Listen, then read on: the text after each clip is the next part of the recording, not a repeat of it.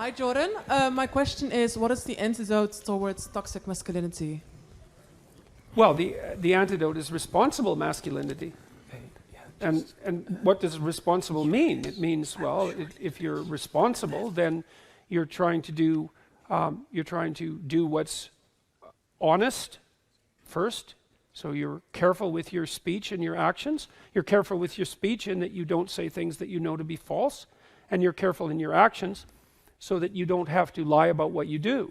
That's a good start. And then the next thing would be that you're capable of taking responsibility for yourself at least, so that once you're an adult, no one else has to bend over backwards to ensure that you don't unduly suffer in the world.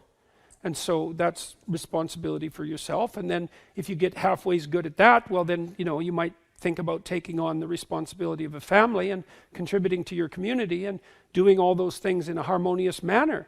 And that's obviously the antidote to toxic masculinity, which is not a phrase I would generally use. I just think about it as, what would you call it? I think sinful behavior is a much more accurate representation personally, but it's honesty and responsibility. And I do think about it as a function of harmony. I got that a lot from reading Jean Piaget, whose work was a psychological extension of Kant's categorical imperative. Because Kant believed that you should act in a manner such that if the way you acted became a universal, that would be beneficial. But Piaget formalized that very nicely, showing that one of the bases for the emergence of a system of genuine ethics was an iterable form of reciprocity.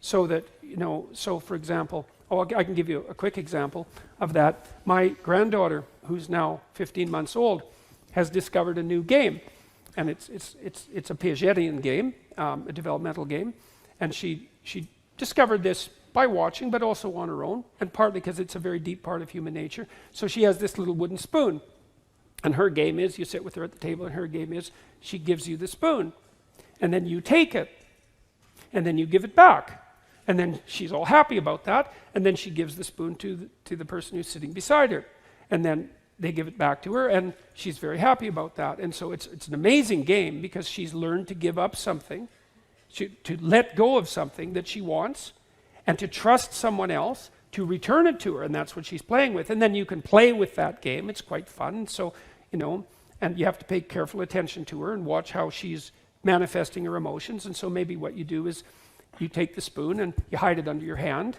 That sort of disconcerts her a bit. Then you show it to her and pick it up and give it to her, and she's happy about that because what she sees is that the principle of reciprocity can maintain itself across a set of transformations, and that's really exciting to her.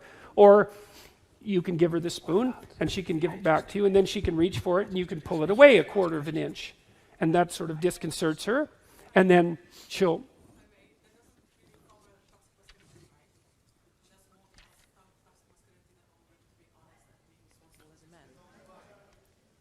You want to repeat that? I'm sorry.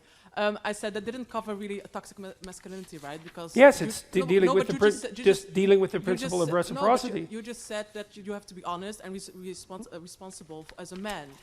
Right? Well, put it this way: when I'm giving the spoon back to my granddaughter, I'm not engaging in toxic masculinity.